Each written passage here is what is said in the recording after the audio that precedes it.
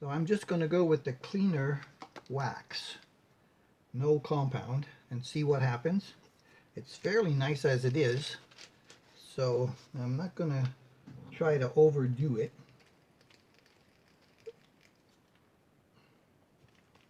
We'll see.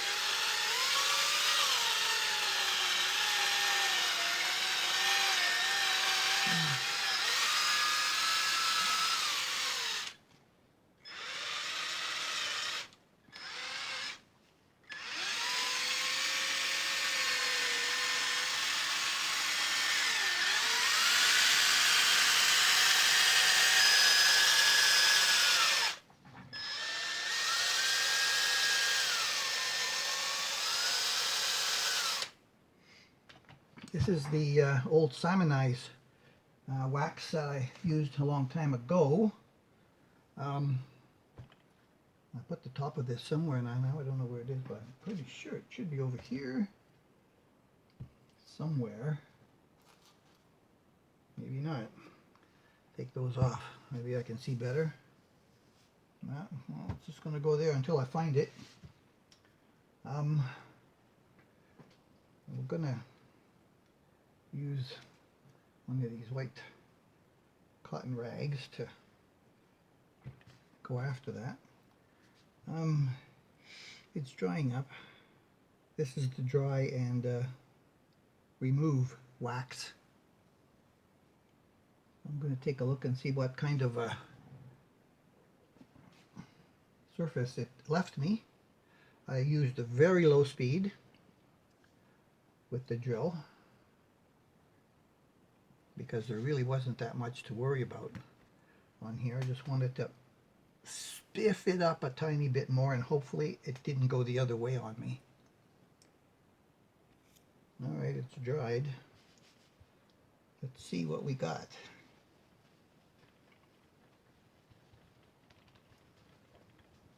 Whoa.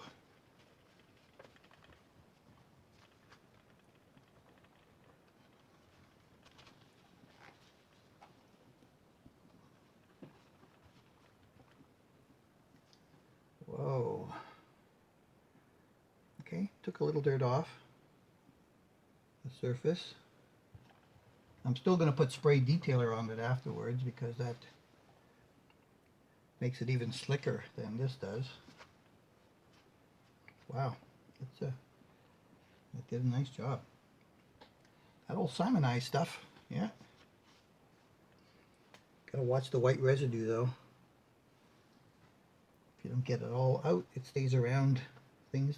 The ferrules didn't fall out either on this guitar, anywhere. Okay, let's get the black again. Let's get the black again. Wow, that's not bad. Look at that. Look at that. Look at that. That is pretty nice. Now we gotta do is the front. The front we gotta stay away from a lot of stuff. Okay, my covers are still on the pickups. Dusty inside there. Alright, let's see. I don't think I need as much as I put on the back. I put too much on the back, I think. Wasted it.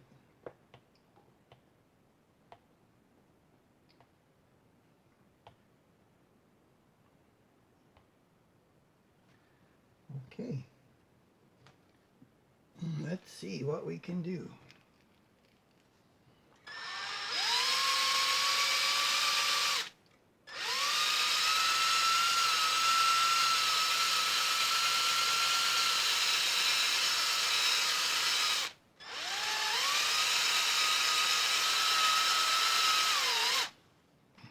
Switch hands.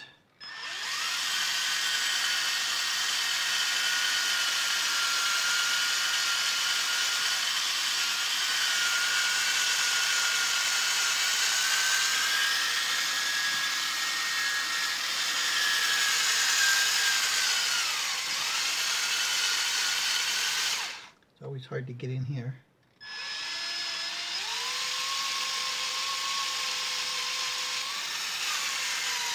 When the components are on.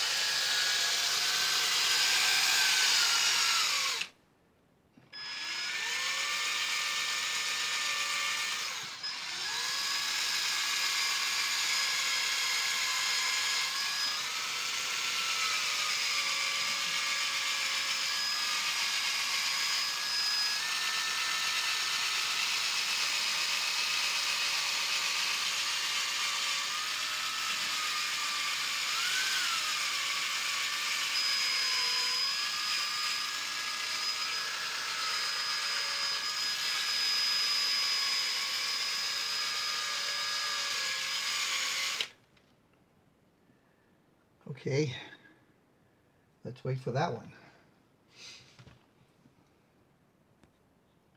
Okay, that's almost dry. It's a little bit wet here on the edge yet.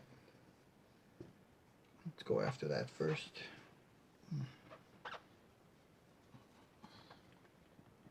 Wow.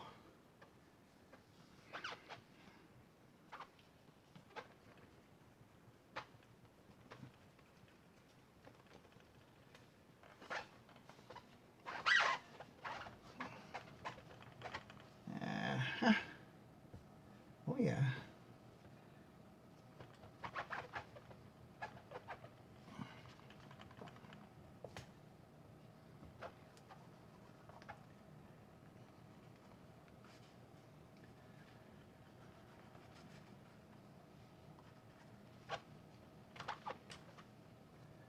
Oh my gosh, it's just like glass. Whew.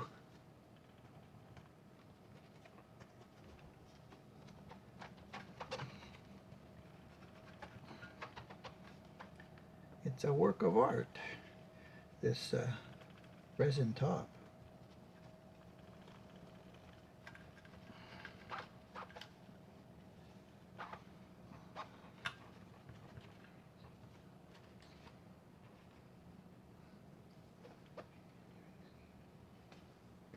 Did I get it all?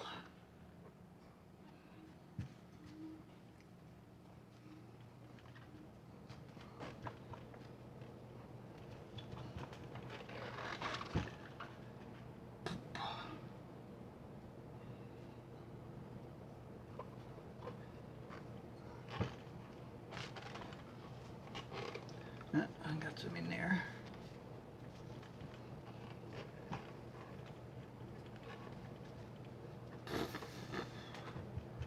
Alrighty. Oh, a little bit in there.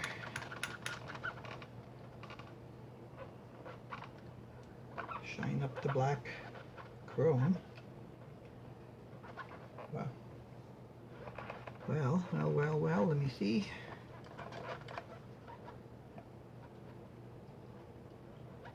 Alright. Did I get it?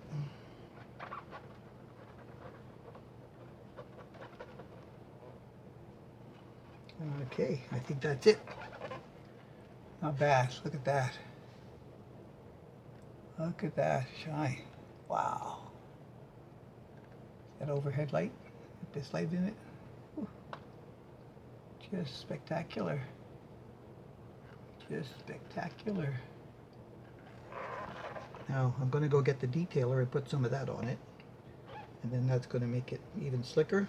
I find with the detailer, it has a tendency not to want to have the fingerprints as much.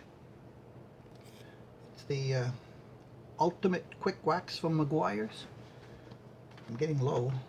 This stuff's freaking expensive. It's like 25 bucks here. Damn. Damn. Okay. This side's getting a little bit dirty. Let's turn it over before we go on the inside to there. Spray it. Shake it. Spray it on there. And wipe it on. You can feel it immediately as it goes, and it just puts a layer on the surface, and you can feel it just run into friction, and then all of a sudden it just takes off. Friction's all gone from the surface. Whatever micro pores there are, it seems to fill them in.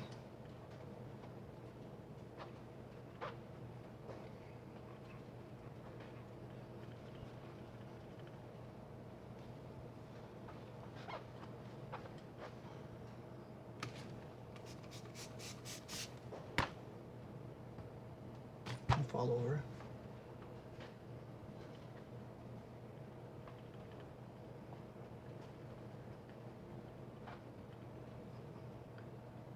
Oh, come on. Stay together. At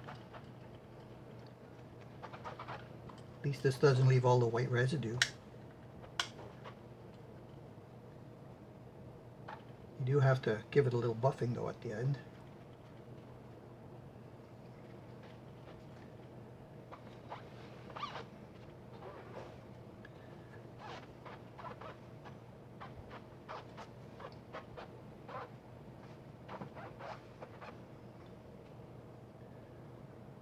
So since the other side is dry, we'll use that. I get wax all over my hands, but I gotta wash them anyway.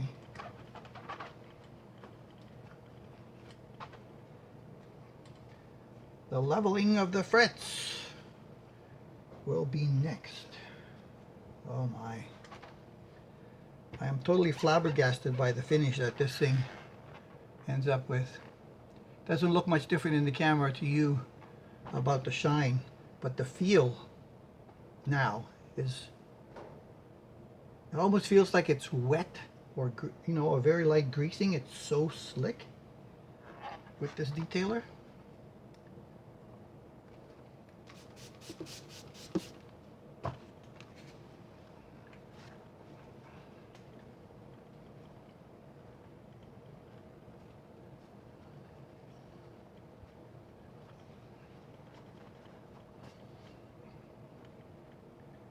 I think I used up a lot of that. I put it on the hood of my truck for the winter because it gets a lot of spray in the front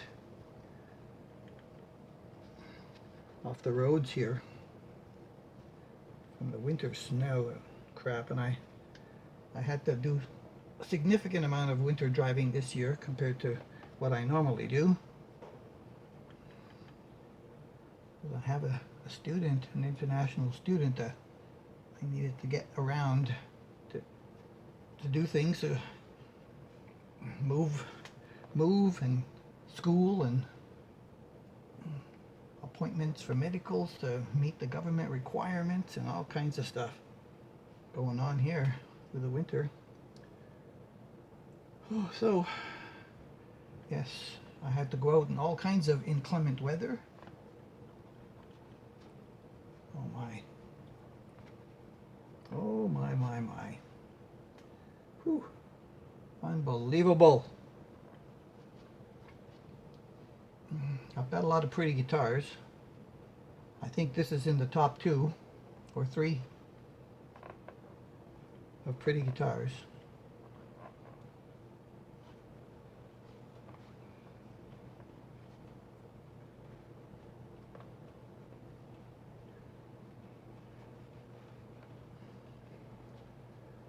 We'll leave the back cover off until I get it all together, restring it and test it. This can go back, and we are basically done at bench 2. Waiting for the neck. See you later. We are back at bench 1. The neck is completed with leveled frets, cleaned and lubricated fretboard. Turned out very nice.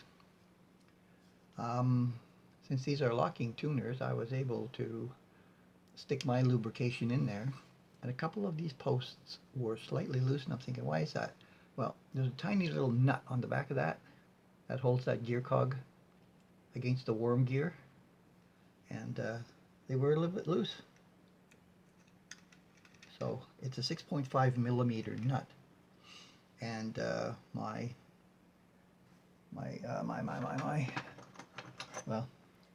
my socket can only take it so far, and then I had to tighten it down a little bit more with my pliers to get them not to be vibrating. And one of the posts, the B, was clogged up with something like an adhesive of some kind, so I cleaned that out with my little round files. So that should be good to go.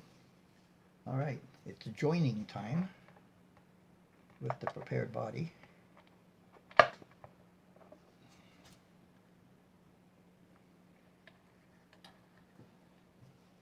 And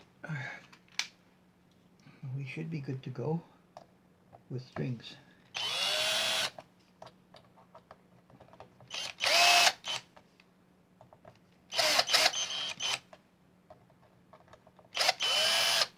Okay, here we go. Front first.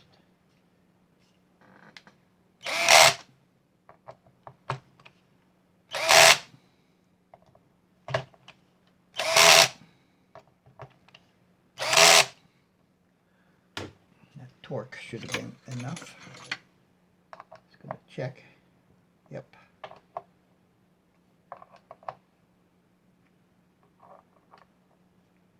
Perfect.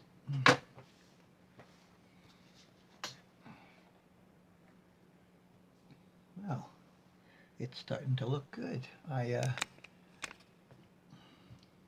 took the plastics off, and we're ready for strings. And of course we're going to go with the standard 9.5 to 44s. They don't put it on the package, but it's on the box.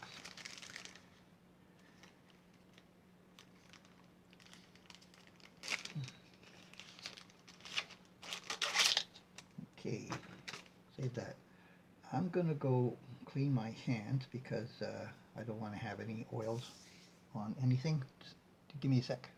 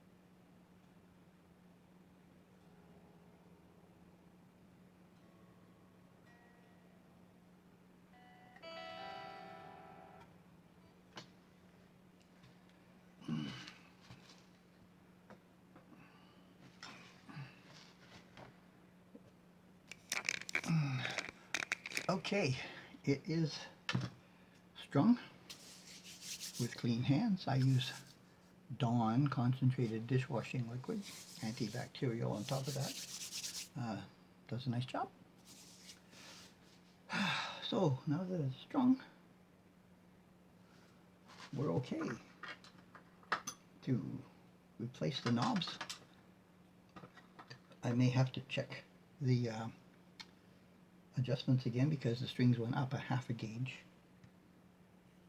from original, but we can put the knobs on. Now one of these worked better on the back. That must be it. On the front. What about that one? Okay. We have two push pulls. No problemo. Let's turn off the... Alright, let's just check it in this position.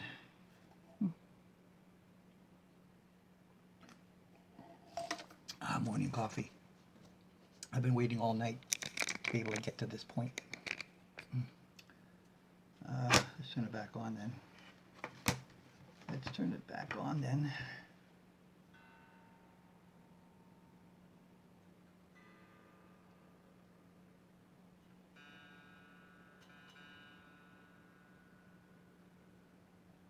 It's really close in the lying down position. Then when you pick it up, it needs a little bit more. Pretty much on all strings.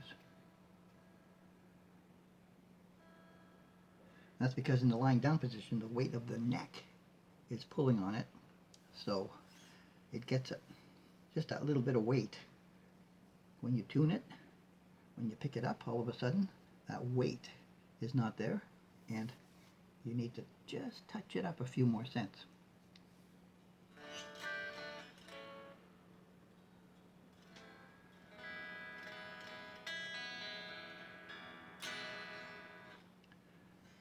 Okay, where's my glasses? Let me just check all of these strings.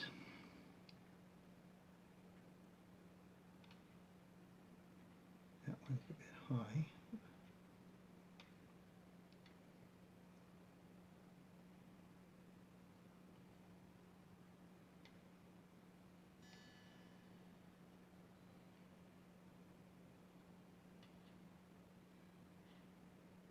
They're all still good. Now the truss rod might need a touch because I had to touch it when the strings weren't on it, but so far so good. I'm going to let it stretch in for a little while, and we'll see if the truss rod needs a little bit more. I'm going to cut off the wiry bits. I'm just going to snug up that high E. I don't really use it. I put the luthier's knot on that one because you put too much pressure in there, it always breaks the string. I sometimes do it on the B as well, but this is an 11. And I just snugged it up and gave it a couple of wraps, and 1.5 wraps. Probably going to need some more stretching yet, but it's going to sit here and rest for a little bit while I do something else, and we'll be back with it, and we'll go to the amp after I finish doing any further adjustments and give it a shot. Okay, here we are at the amp. It's shot time. Everything turned up, no splits on. I'm on the bridge.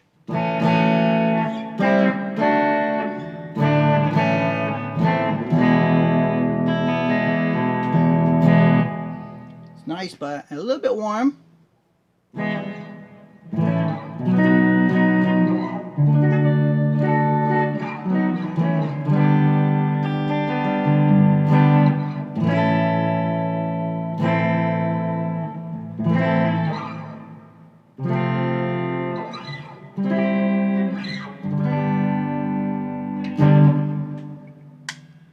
The neck.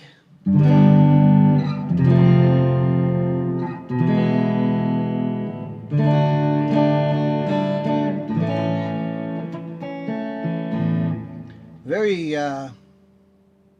chunky, full, middle. They pair nicely.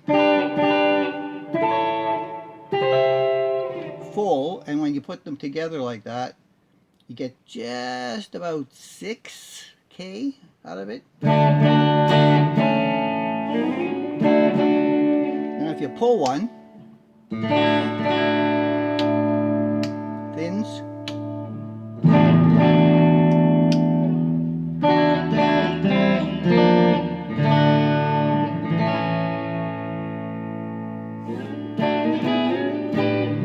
So when you have the neck in and the bridge out, you cut that one in half, so you got like a 7 and an 8. That brings it down to about half. So it's the parallel resistance will be slightly lower than the lowest value in the pairing. So it's going to be just under 7. So somewhere around 6.5.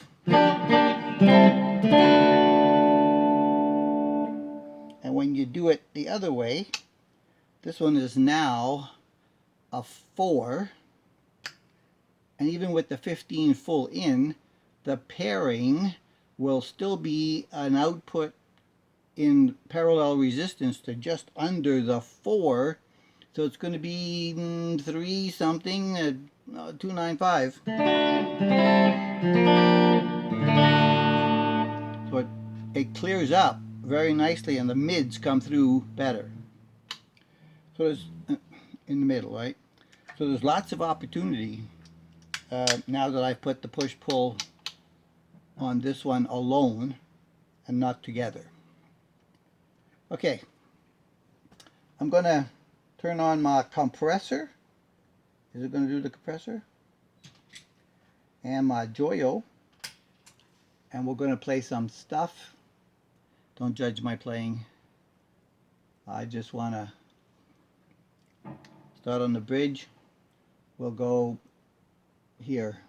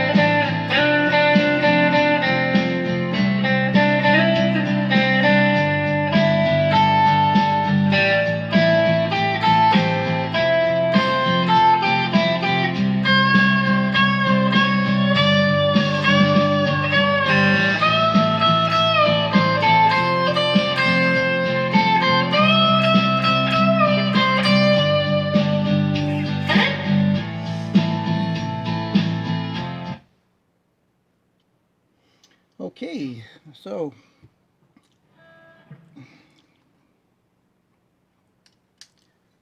it turned out really great. It's fantastic. Now that the neck is set, it's straight. Um, the shim worked perfectly. The fret leveling went great. Hard steel, but great. And yeah, this is a looker, let me tell you. It's a looker and a player. Forgot to turn that off. Yeah, boom. So, still to put the cover on now. I'm happy with it. Oh, look, you can see me in the shine. So, the Leo Jaymz Hurricane with the tuners on the upside. The monsoons are on the bottom side. So, even with this resin top, it only comes out at 7.8 pounds. So, the mahogany and the resin, 7.8 pounds, all in. I like it. I really do. So, thanks for checking in with me on this whole series. I appreciate it very much. Love all your support. Keep the comments coming. I enjoy discussing things with everybody. Catch you in the next one.